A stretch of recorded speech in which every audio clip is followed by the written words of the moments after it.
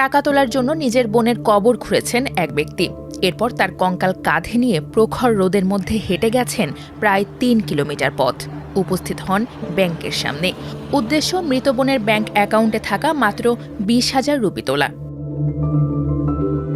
আপাত দৃষ্টিতে তার কাজটি অমানবিক মনে হতে পারে, কিন্তু তিনি এমন কাজ কেন করলেন তা জানতে হলে আপনাকে পুরো ঘটনাটি শুনতে হবে।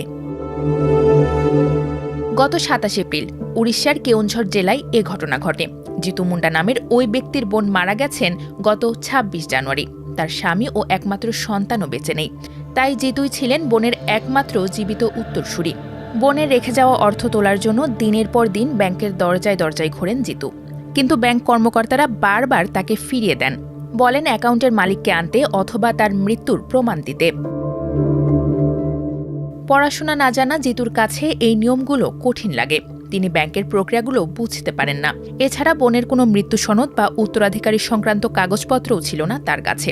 ফলে বোন মৃত তা প্রমাণ করতে কঙ্কাল নিয়ে ব্যাংকে হাজির হতে বাধ্য হন।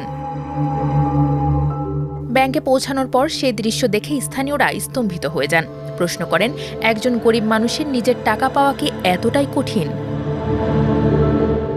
স্থানীয়রা বলছেন, ব্যাংক কর্তৃপক্ষ চাইলে সত্যতা যাচাই করতে পারত বা সরজমিনে তদন্ত করতে পারত, কিন্তু সমবেদনার বদলে কাগজের নথিপত্রই যেন প্রাধান্য পেয়েছে।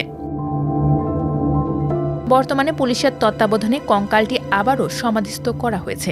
পুলিশ আশ্বাস দিয়েছে, টাকা উদ্ধারে তারা জিতুকে সাহায্য করবে।